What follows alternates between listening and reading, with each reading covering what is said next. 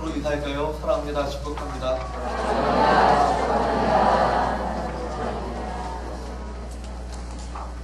다시 한번 이렇게 인사합니다. 당신은 나의 영적인 동반자입니다.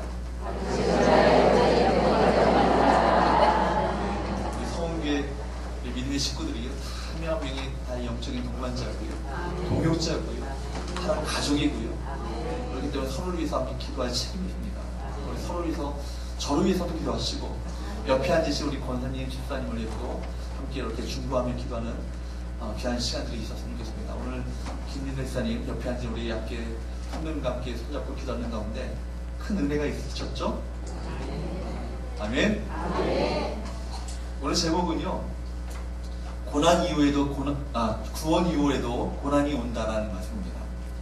다시 한번 따라해볼까요? 구원 이후에도 고난은 온다. 네, 구원 이후에도 고난이 있다는 거예요. 바로 고난이 온다는 거예요. 여러분, 우리가 하나님의 자녀가 된다는 것, 그것은요, 이 땅에서의 모든 고난과 역경이 면제되는 것은 아니죠. 우리가 착각을 해요. 하나님께 우리가 나와서 교회 나오면요, 모든 고난이 다 면제되는 줄 알아요. 다 역경이 다 사라지는 줄 알아요. 그래서 초신자들이 거의 이 부분에서 넘어지거든요. 고난이 없는 줄 알았는데 믿으니까 고난이 오히려 더 와요. 그죠? 믿으니까 오히려 역경이 더 와요. 여러분, 우리가 여러분을요, 고난과 역경은요, 오히려 영적인 어린아이로부터 영적인 어른으로 만들기 위해서, 즉 하나님 강한 하나님의 자녀로 만들기 위한 하나님의 거룩한 프로젝트임을 믿으시기 바랍니다. 여러분, 일단 하나님은 오히려 그것을 통해서 우리 연단시키시고요, 강하게 만들어서 하나님 나라의 강력한 군사들로 만드시기 원하시는 계획입니다. 여러분, 고난이 여러분 유익이 있잖아요. 고난을 통해서 우리가 하나님께 더 가까이 나가게 됩니다. 그죠? C.S. 루이스는 이런 얘기를 했어요. 고난은 하나님의 자녀들에게 있어서 하나님께로 나오라는 거룩한 하나님의 확성기라는 거예요. 하나님께 가까이 나오라는 하나님의 확성기라는 거예요. 고난이 오면요, 우리가 하나님께 더 가까이 나가는 거예요. 하나님 붙드셔야 돼요. 하나님께 부르셔야 돼요. 기도하셔야 돼요. 그런 가운데 하나님을 더 깊이 있게 만나게 됩니다. 고난을 통해서 우리가 연단되어지는 가운데 더욱더 우리 믿음이 정금과 같이, 순금과 같이 성결해지고 거룩해집니다. 우리 인생의 세상에 묻었던 모든 때를 벗기는 과정들이 고난의 이 과정을 통해서 우리 겪게 되는 것이죠. 고난을 통해서 우리가 더 연단되어지고 단련되어지고는 말미암아, 그래서 이 세상에 어떤 어려운 시련을 통해서도 더욱더 우리가 이길 수 있는 영적인 근육이 단련되어지는 거예요. 영적인 근육이 생겨가지고요, 이제는 더 큰 고난도 능히 이길 수 있는 힘을 얻게 돼요. 고난 가운데 하나님을 찾는 가운데, 고난 가운데 얼마나 우리 힘으로 발버둥칩니까? 그죠? 그런데 우리 힘으로 이 고난을 이길 수 있어요? 이길 수가 없어요. 그때 하나님을 찾는 가운데 하나님의 거룩한 은혜를 경험하게 됩니다. 그제서 이제 깨닫게 되는 거예요. 아, 내 힘으로 살아가는구나. 내 능력으로 살아가는 것이 아니구나. 내 노력으로 이 모든 고난을 이길 수 있는 것이 아니구나. 하나님의 은혜가 필요합니다. 이것을 고난을 통해서 깨닫게 되는 거예요. 그렇기 때문에 여러분, 고난은요, 하나님 믿음의 자녀들에게 있어서, 하나님의 자녀들에게 있어서 이 고난은 거룩한 은혜입니다. 은혜의 기회예요. 연단의 기회예요. 훈련의 기회임을 믿으시기를 주님으로 축복합니다. 그렇기 때문에 훈련은요, 예배당 안에서 강의실에서 이루어지는 것이 아니라 여러분 매 순간 믿음의 싸움을 하는 가운데, 고난을 통해서 고난을 이겨나가는 가운데 우리 영적인 근육이 단련되어지고 강력한 믿음의 사람들로 세워져가는 이 훈련이 고난을 통해서 겪게 되는 거예요. 고난을 통해서 두 가지 반응이 있죠. 고난을 통해서 쓴뿌리가 더 생기는 사람이 있습니다. 하나님과 더 점점 멀어지는 사람이 있어요. 반면에 고난을 통해서 더 하나님께 더 가까이 나가는 사람이 있어요. 하나님을 붙잡게 되어지고 하나님의 은혜를 구하게 되어지고, 그로 말미암아 강한 더욱더 믿음의 사람으로 세워지는 사람이 있어요. 여러분, 어떤 사람이 되시겠습니까? 후주가 될 수 있기를 주님으로 축복합니다. 여러분, 그렇기 때문에 우리 인생이 닥쳐진 어려움, 고난과 역경과 이 난관들을 해석하는 이 영적인 눈이 우리 가운데 있어야 되는 거예요. 이 눈이 없으면요, 이 고난이 왜 나에게 고난을 주어졌는가, 이것을 제대로 해석하지 못하면 하나님을 원망하게 됩니다. 하나님을 불평하게 되죠. 그리고 하나님과 점점 멀어지게 되는 거예요. 여러분 인생 가운데 예수님을 믿었는데, 예수님 믿고 나서 고난이 하나도 없다. 그 사람 정말 예수님을 제대로 믿었는지를 의심해 보셔야 돼요. 하나님 믿는 자들에게는요, 반드시 고난이 옵니다. 어떤 형편이든지 어떤 과정이든지 고난이 와요. 고난이 올 때, 그 믿음의 시련이 올 때 이것을 어떻게 돌파할 것인가, 이것이 우리 믿음의 이 용량을 우리 결정하는 거예요. 여러분, 믿음으로 여러분의 시련과 고난을 믿음으로 넉넉히 이겨가는 믿음의 성도들 될 수 있기를 주님으로 축복합니다. 오늘 우리 삶의 자리에서 어려움과 고난과 역경과 난관들이 있을 수 있어요. 지금 현재 고난, 역경 가운데 계신 분들이 많이 있을 거예요. 그러나 환경에 의해 우리의 운명이 결정된다고 생각하면서 포기하는 것이 아니라, 그런 처지에서도 우리가 이 고난에 담겨져 있는 영적인 의미가 어떤 것인가, 이 고난에 어떤 영적인 내게 주시고자 하시는 하나님의 영적인 메시지가 과연 무엇인가를 깨닫으셔서 이 메시지를 깨닫는 가운데 믿음으로 순종하며 믿음으로 돌파해 나가는 것, 이것이 참 중요합니다. 놀라운 것은요, 이미 성경에서 이런 것들을 우리에게 말해주고 있다는 거예요. 요셉의 경우를 한번 보세요. 노예로 팔렸잖아요. 그게 무슨 잘못을 해서 노예로 팔렸습니까? 아니죠. 억울하게 옥에 갇히는 상황 가운데 있었습니다. 그러나 그곳에서 그는 무엇을 생각합니까? 하나님의 꿈을 생각해, 하나님의 비전을 생각해. 하나님의 비전을 결국 그가 포기하지 않습니다. 창조적인 생각과 의미를 찾으면서 그 일을 했습니다. 결국 그는 애굽 나라의 이집트 제국의 총리가 되었고요, 이방 나라와 자신의 가문을 구하는 인생으로 쓰임받게 됩니다. 사도 바울, 여러분 생각해 보십시오. 로마로 죄로 인해서 끌려가는데, 그래서 그가 죄도 그 죄를 지어서가 아니라 억울하게 죄의 누명을 씌워서 끌려가게 되잖아요. 외진 곳에서 유배를 당하고 또 셋집에 살면서도 사람들을 영접하여서 복음으로 상담하고 그들을 격려했습니다. 나중에는요, 로마 그 감옥에 갇혔어요. 로마 군병에 의해서 계속적으로 감시를 당하는 처지 가운데 그가 처하게 됩니다. 근데 그 자리에서 그가 낙심하고 절망하고 자기 사명을 포기한 것이 아니었어요. 거기서도, 그 자리에서도 하나님의 사명에 따라서 생산적인 의미를 찾고요, 거기서도 그 사명을 따라 일을 했습니다. 자신이 복음을 전했던 지역에 목자의 마음으로 편지를 쓰면서 그들을 격려합니다. 거기서 썼던 편지들이 어떤 편지예요? 에베소서, 빌립보서, 또한 골로새서, 빌레몬서, 바로 감옥 가운데 썼던 편지들이 아닙니까? 감옥 가운데 자기가 얼마나 그 처참한 환경 가운데 있는 자들입니까? 그럼에도 불구하고 어려운 고난 가운데 있는 또 다른 사람들을 생각했어요. 자기의 고난만 생각한 것이 아니라 또 다른 고난받고 있는 성도들을 생각하면서 그들에게 복음으로, 말씀으로 격려하고 위로하고 힘을 내었던 그 사명을 그가 감당했어요. 여러분, 뿐만 아니라 자기를 지키고 있었던 사람들, 군병들을요, 상담하고요, 예수 그리스도를 그들에게 증거로 말미암아 로마의 시대 안에 복음이 놀랍게 증거되어지는 놀라운 일들이 일어나게 됐다는 거예요. 사도 바울의 고백을 들어보십시오. 로마 감옥에 갇혔어요.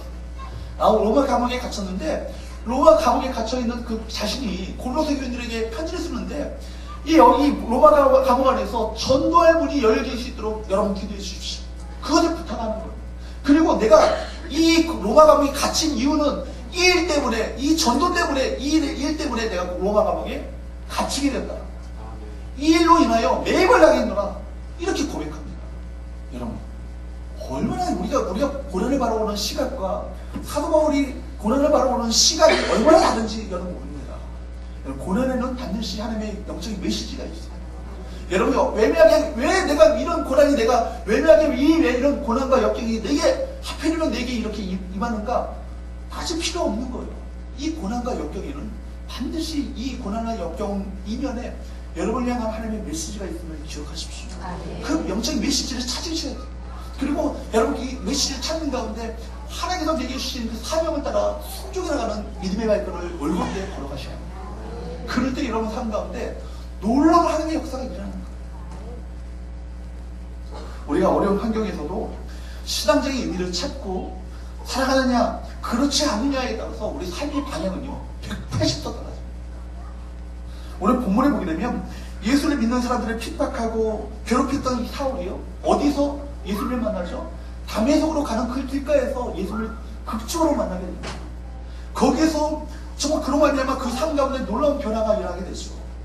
예수 그리스도가 우리의 메시아 그리스도의 힘을 적극적으로 증거하며 전파하는 삶을 살게 됩니다. 여러분, 이렇게 그 삶이 달라지고 인생의 방향이 달라졌다면 사울의 앞날 가운데 형통한 그 바람만이 불어야 되는 거 아니겠습니까? 정말 축복의 문이 활짝 열려야 되는 건 아니겠습니까? 그렇죠. 예수 믿었잖아요. 예수 믿으면 축복의 길이잖아요. 그러면 그 인생이 축복받고 형통한 길이 확 열려야 되는데, 그런데 현실은 어때요? 정작 예수를 믿고 나니까 정작 사람들이 자기를 오해해서 자기를 받아주지 않는 거예요. 우리 더 나아가 다메섹에 있는 유대인들은요, 자기를 죽이려고 서로 공모하는 그런 죽음의 위협 가운데 처하게 됩니다. 사울은 여러분 종교 지도자들에게 또한 주변 사람들에게 인정받는 그야말로 세상적으로 정말 잘 나가는 사람 아니었습니까? 그런데 이제는 세상적인 모든 기득권을 다 상실해버린 바닥의 삶으로 추락해버린 거예요. 또 생명을 위협받는 이 역경과 고난이 그 인생 가운데 닥쳐지게 됩니다. 여러분, 그런데 그렇다면 이 난간, 어려움, 이 절망, 이 역경 속에 담아놓으신 하나님의 메시지는 과연 무엇일까요? 믿음 때문에 우리 여러분 겪게 되시는 역경과 고난, 핍박 가운데 우리가 그 속에서 찾아야 되는 영적인 의미가 과연 무엇인가? 여러분 세 가지로 여러분에게 말씀드리고자 합니다. 첫 번째는요, 빛의 속함을 알고 마침내 승리한다는 사실을 여러분 믿으시기 바랍니다. 우리는요 빛에 속하 있습니다. 믿으십니까? 빛 대신 예수 그리스도에게 속한 자입니다.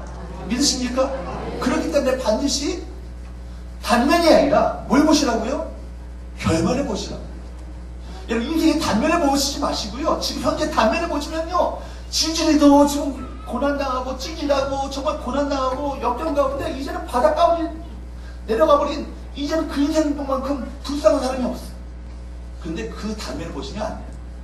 믿음의 사람은요 뭘 보시라고요? 결말을 보셔야 돼요. 결과를 보셔야 돼요. 종국을 보셔야 돼요. 마지막을 보셔야 되는 거예요. 마지막이 뭐예요? 해피엔딩. 믿으십니까? 여러분 이걸 믿으셔야 돼요. 이걸 믿으셔야 돼요. 따라해봅시다. 내 인생의 마지막은 해피엔딩이다. 믿으십니까? 여러분 인생의 단면은요, 여러분 좋은 영화는요 처음부터 코미디로 해서 끝나서 코미디로 끝나는 것이 좋은 영화가 아니에요. 바닥까지 내려가요.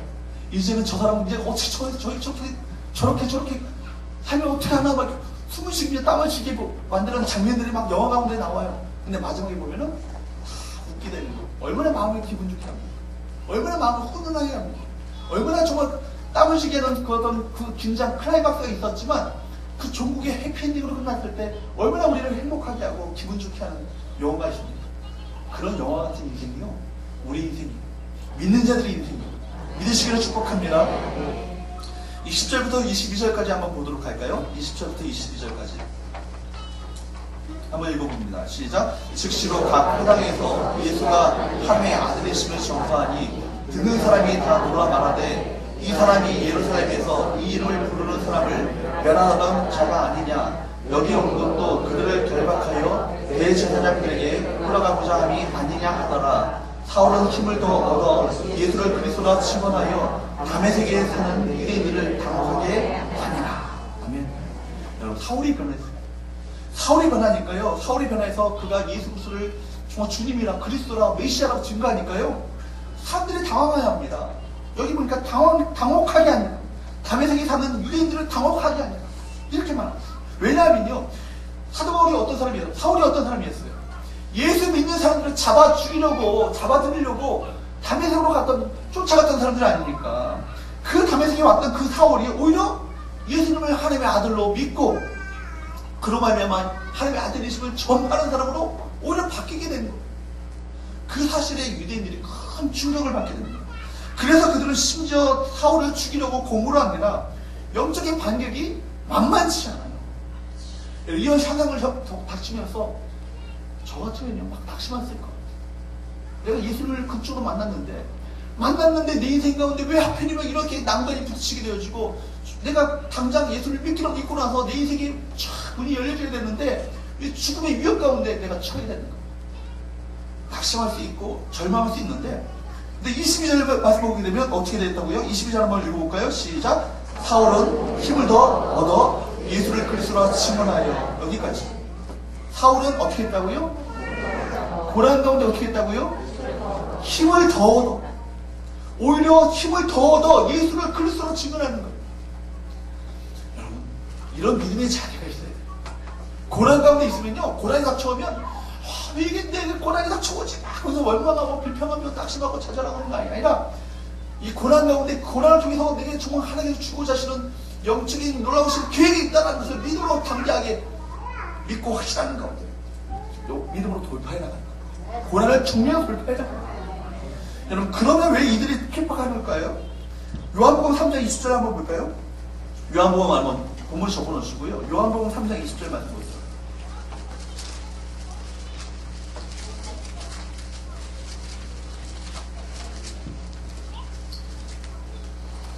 20절, 3장 20절 시작. 악을 행하는 자마다 빛을 미워하여 빛으로 오지 아니하니 이는 그 행위가 드러날까 하니요. 여러분, 악을 행하는 자들마다 뭘 미워한다고요? 빛이 미워요. 여러분, 세상 사람들은요, 예수 믿는 사람들 미워할 수밖에 없어요. 예수 믿는 사람들 뭐뭐뭐라고 그렇게 욕할 수밖에 없어요. 물론 우리가 비밀을 준 것도 얘기했지만, 여러분, 아무리 우리가 선하게 살고요, 아무리 정말 착하게 살고 믿음으로 살아도요, 세상 사람들은요, 믿는 사람들을 핍박하고 박해하고 미워할 수밖에 없는 거예요. 여러분, 또한 요한복음 15장 18절 15장 한번 볼까요? 요한복음 15장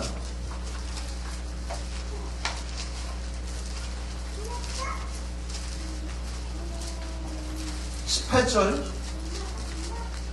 19절 같이 한번 있습니다. 시작. 세상이 너희를 미워하면 너희보다 먼저 나를 미워한 줄을 알라. 너희가 세상에 속하였으면 세상이 자기의 것을 사랑할 것이나 너희는 세상에 속한 자가 아니요 도리어 내가 너희를 세상에서 택하였기 때문에 세상이 너희를 어떻게 한다고요? 미워한다고요.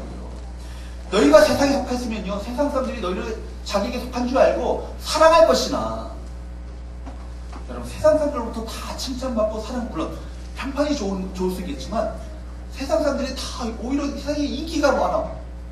세상 가운데 오히려 인기가 많아. 세상 사람들한테 더 인기가 많으면 이거 한번 의심해 보셔야 돼요.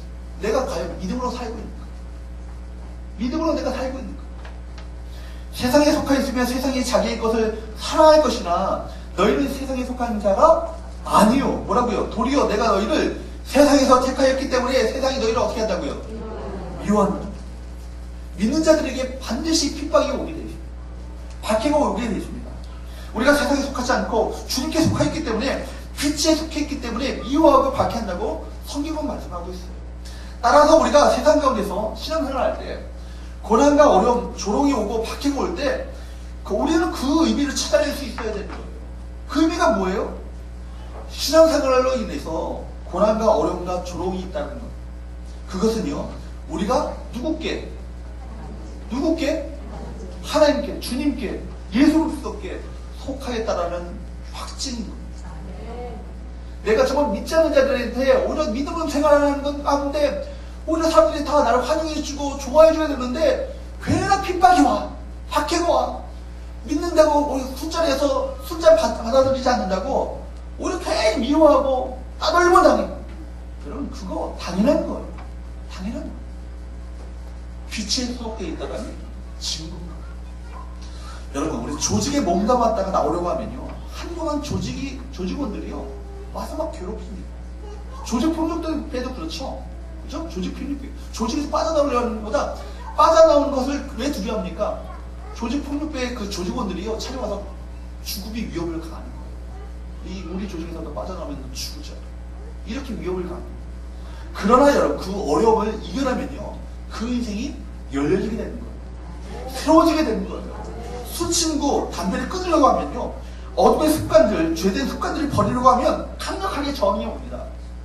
그러나 우리가 빛의 자녀임을 고백하고 믿음으로 더 힘을 내서 나가게 될 때, 그때 비상하게 됩니다. 비행기가요, 여러분, 하늘 날 때 비행기가요, 연료를 언제 제일 많이 소모하는 줄 아십니까? 언제인 줄 아세요? 언제예요? 이륙할 때. 이륙할 때, 땅에서 이륙할 때요, 이 땅에서 이륙하기로 할 때 비행기가 연료를 제일 많이 소모합니다.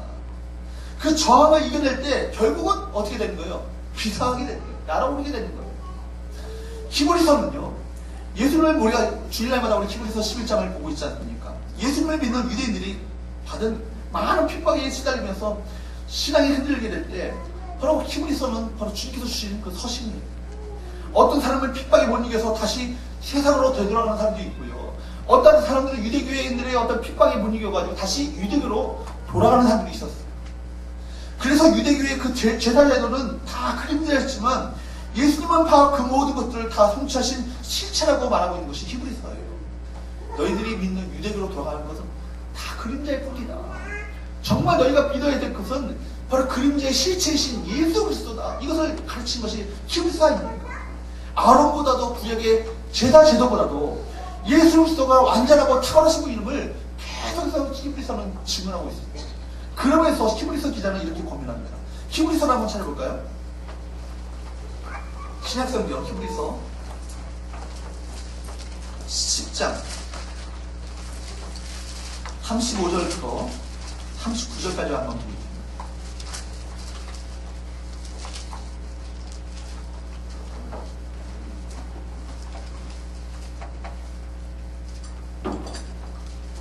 신약성경 363면 35절부터 한번 읽어볼까요? 시작. 그러므로 너희 담대함을 버리지 말라. 이것이 큰 상을 얻게 하느니라. 너희에게 인내가 필요함은 너희가 하나님의 뜻을 행한 후에 약속하신 것을 받기 위함이라. 잠깐 보면 오시리가 오시리니 지체하지 아니하시리라. 나의 의인은 믿음으로 말미암아 살리라. 또한 뒤로 물러가면 내 마음이 그를 기뻐하지 아니하리라 하셨느니라. 우리는 뒤로 물러가 멸망할 자가 아니요 오직 영혼을 구원하며 이르는 믿음을 가진 자니라. 아멘. 여러분, 지금까지 신앙생활을 오시면서 진정한 신앙과 그 진정한 신앙의 삶 때문에 오는 어려움이 있으셨습니까? 때로 믿음 때문에 겪는 핍박을 받기도 하고 믿음 때문에 겪는 고난과 역경이 있으셨습니까? 그렇다면요, 그것은 우리가 누구께? 빛 대신 예수 그리스도께 속해 있다는 증거라는 거예요. 그리고 그 길을 바르게 걸어가고 있다는 증거를 우리가 받고 있는 거예요. 결국은 승리하게 된다는 것을 말씀하고 있습니다. 그렇기 때문에 이렇게 말씀하잖아요. 38절 한번 보세요. 나의 의인은 믿음으로 말미암아 살리라. 또한 뒤로 무엇하면? 물러가면 어떻다고요? 내 마음에 그를 기뻐하지 않은. 여러분, 고난이 올 때 뒤로 물러가면 안 되는 거예요. 고난을 오면 피하면 안 되는 거예요. 고난을 정면으로 돌파해 나가셔야 되는 거예요. 여러분, 그렇게 12, 39년에 또 뭐라고 말합니까? 우리는 뒤로 물러가 멸망할 자가 아니요 오직 영혼을 구원하며 이르는 믿음을 가진 자. 뒤로 물러가고로 말미암아 멸망할 자가 아니고 어떻다고요? 오직 영혼을 구원하며 이르는 믿음을 가진 자입니다. 그러면서 히브리서 11장을 시작하는 거예요. 믿음은 바라는 것들의 실상, 보이지 않는 것들의 증거. 여러분, 믿음을 가지고 여러분 고난과 역경을 돌파해 나가셔야 되는 거예요. 이 고난은 당연히 내가 예수 믿기 때문에 오는 당연한 시련이다, 고난이다, 역경이다. 이것을 오히려 기쁘게 여기셔야 되는 거예요. 믿음을 가지고 고난을 기쁘게 여기셔야 되는 거예요. 고난 이후에 우리가 예비해 오셨던 상급이 있고 영광을 바라보시면서 기쁘게 이 고난을 이겨나가셔야 됩니다. 여러분, 성경은 말씀합니다. 결국은 우리는 승리한다. 결국은 해피엔딩이다. 따라서 우리가 믿음으로 더 힘을 내고 견디시고 이겨내셔서 반드시 결국은 비상하시는 놀라운 축복들을 저와 여러분이 누리시기를 주님으로 축복합니다. 두 번째, 여러분, 주변의 믿음의 사람을 통해 하나님의 도우심을 확인하시고, 주변의 믿음의 사람들을 통해서 하나님의 도우심을 확인하셔야 돼요. 여러분, 주변에 믿음의 사람들이 있죠. 믿음의 동역자들이 있으시죠.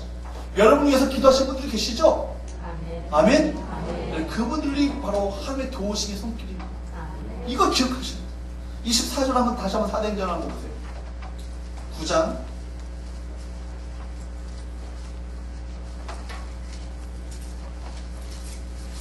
24절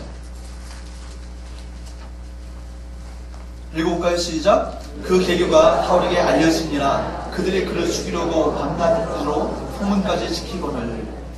유대인들이 사울을 죽이고자 했습니다. 그런데 그 계교가 누구에게 알려졌어요? 사울에게 알려졌어요. 사울에게 알려졌다는 것은 사울이 지금 도청장치를 딱 해가지고 유대인들의 말을 다 들었을까요? 뭐예요?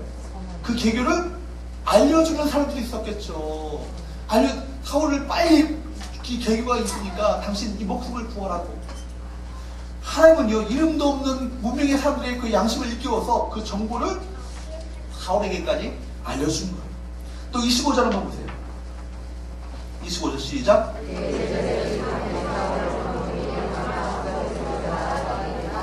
여러분 고린도후서 11장 32절 말씀 보게 되면 이때 유대 지도자들은요 사울을 죽이려고요 다메섹의 그 아레다 왕의 그 고관들을 매수했어요. 사울을 죽이려고요 아레다 왕의 그 고관 관리들을요 매수한 거예요. 그리고 군대들을 동원해서 성벽을 지키고 있었습니다. 결국 이 사울은 죽음을 당할 수밖에 없는 거예요. 너무나도 위급한 상황입니다. 그러자 하나님은요 사울의 제자들에게 탁월한 지혜를 주셔서 광주를 담아서 피할 수 있도록 만드신 거예요. 또 26절 한번 보세요. 시작.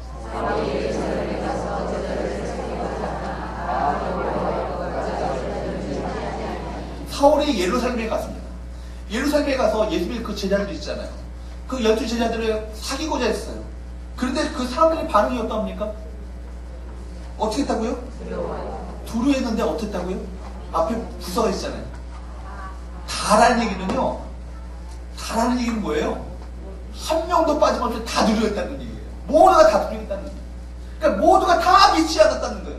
모두가 그를 다 신뢰하지 않고요. 오히려 자신들을 잡으러 온 정탐꾼 간첩 첩자 정도로 생각했다는 얘기예요.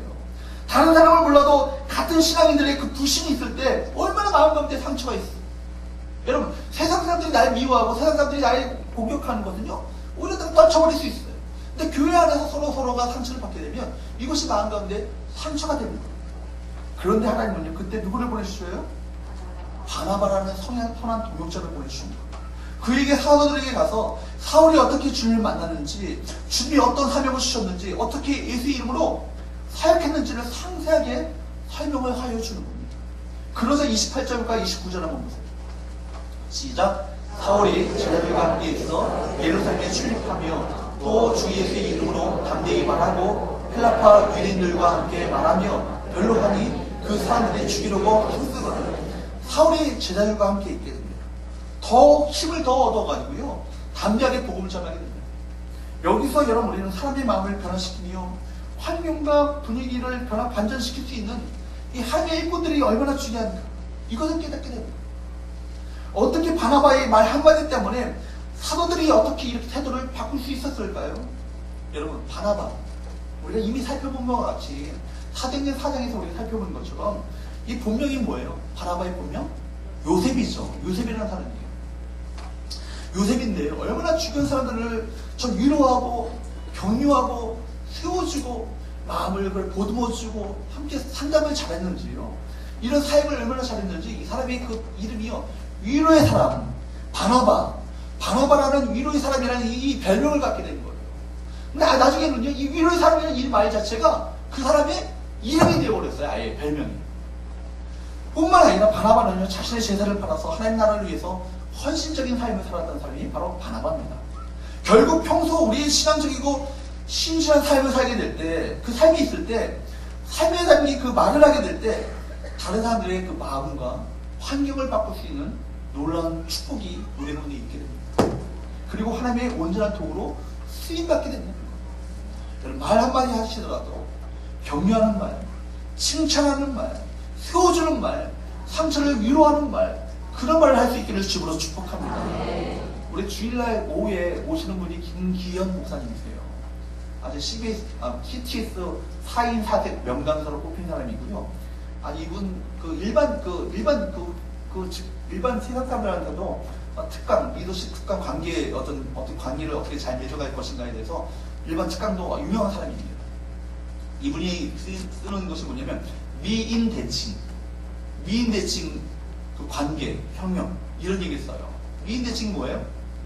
미소, 인사, 대화, 칭찬 이거예요. 그러니까 이걸 통해서 관계를 잘 맺어가는 이런 방법. 사실 이 전도에 있어서 가장 중요한 게 뭐냐면 이게 노방 전도나 일반적인 어떤 많은 전도도 있겠지만 관계 전도가 핵심 아니겠어요? 관계를 여러분 잘 맺어가셔야 관계를 통해서 우리가 정말 예수님을 소개하고 그를 주 앞에 인도할 수 있지 않겠습니까? 그런데 관계를 맺어가는 데 있어서 우리가 어떻게 관계를 잘 맺어가는 게 많은 한계를 느끼게 되는 거예요. 그러니까 우리가 미소, 인사, 대화, 칭찬 이거 하는 것을 좀 배우셔야 돼요. 여러분 사랑하는 말, 칭찬하는 말, 격려하는 말, 위로하는 말 정말 우리가 상처를 보듬는 말, 정말 세워주는 말, 우리가 함께 그런 또 함께 미안하다는 고백을 할 수 있는 용기, 이런 것들이 우리가 이제 필요하게 있습니다. 이런 걸 통해서 우리가 사람의 마음을 얻을 수 있고요, 환경을 바꿀 수 있는 거예요. 여러분, 이 사울이 이 바울로 변화되어서 세계 복음을 전하는 일꾼으로 만드는데 큰 공헌하는 사람이 누구예요? 오늘 본문에 바나바예요. 아무튼 하나님은요, 사울을 위하여서 오래전부터 바나바를 예비해 놓으셨어요. 그리고 바나바를 통해서 신뢰를 회복할 수 있도록, 교제가 또 관계가 회복될 수 있도록, 또 열정이 회복될 수 있도록 만들어 주었다는 거예요. 여러분, 사울과 예수님의 제자들과의 관계는요, 원수 관계 아니겠습니까? 이 원수 관계를 회복시켜 주었던 사람이 누구예요? 바나바예요. 중간 역할을 한 거예요. 우리 모두가 이런 관계를 회복시켜주는, 우리 관계를 회복하는 믿음의 삶을 낼 수 있기를 주님으로 축복합니다. 우리 모두가 다 바나바가 되어야 돼요. 우리 서로 인사합시다. 바나바가 됩시다. 바나바가 됩시다. 우리가 서로 갈라지고 나눠지고 서로 그렇게 띄어진 관계를 회복시켰던 이 바나바와 같은 이 역할이 얼마나 중요해요. 얼마나 귀했든지 성경에서 이 사람의 어떤 이 역할을 부각시키지 않습니까? 때로는 여러분, 우리 삶의 자리에서 여러 가지 어려움을 겪을 때가 있어요.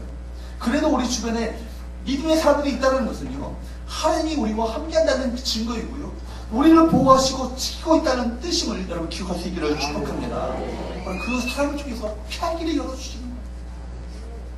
그 은혜가 우리 모두에게 있기를 축복합니다. 세 번째 마지막으로요, 한번 따라해볼까요? 고난 가운데 더 깊이 하나님께 나아가라. 고난 가운데 어떻게 하시라고요? 더 깊이 하나님께 나아가시라. 아멘. 29절과 30절 한번 봅니다. 읽어봅니다. 시작. 또 주 예수의 이름으로 담대히 말하고 헬라파 유대인들과 함께 말하며 변론하니 그 사람들이 죽이려고 힘쓰건을 형제들이 알고 가이사랴로 내려가서 다소로 보냅니다. 헬라파 유대인들은요, 사울과 마찬가지로요, 같은 신앙적인 배경을 가진 사람들이에요. 그죠? 사울이 헬라파 유대인이잖아요. 과거 자신들의 친구였고요, 동료들입니다. 어찌하든지 그들에게 예수 그리스도를 증거하여서 그들도 구원함을 얻게 하고자 하는 사울의 안타까움이 그 가운데 있었던 것을 보게 됩니다. 여러분, 자기를 죽이려고 하는 것을 오히려 대적하는 사람들, 그 사람들에게 오히려 내가 믿고 있는 예수님을 오히려 원수들, 저 인간들은 저렇게 살다가 내버려둬서 지옥의 부서시기로 그냥 쓰임받아야 돼. 이대인들은 이방인을 향해서 그렇게 말했거든요. 지옥의 부서시기라고. 이방인들은 그렇게 말했던 것처럼 그렇게 생각할 수 있어요. 그런데 사울은 전혀 그렇게 생각하지 않았다는 거예요. 과거 내가 몰랐을 때 예수 믿는 사람들을 핍박하고 박해했던 그 과거의 삶을 돌이켜보면서 이들도 예수를 만나요. 이들도 예수를 경험해요. 이들도 예수를 만나보로 말미암아 삶이 회복되어야 된다는 어떤 안타까운 마음이 그 마음에 있었음을 보게 됩니다. 그래서 그들과 함께 변론하고 간증을 하는 거예요. 변론한다는 이 말 자체가 간증하는 거예요. 예수님을 간증하는 거예요. 근데 그런 결과가 어떻게 됐어요? 29절 한번 보세요. 시작.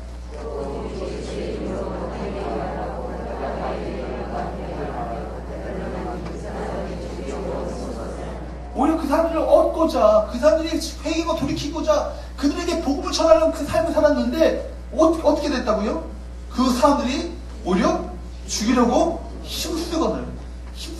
힘썼다는 이 말 자체가 미완료형이에요. 그러니까 과거에 지금 죽이려고 했다는 것이 한 번의 사건으로 끝난 것이 아니라 지금도 계속 됐다는 얘기예요.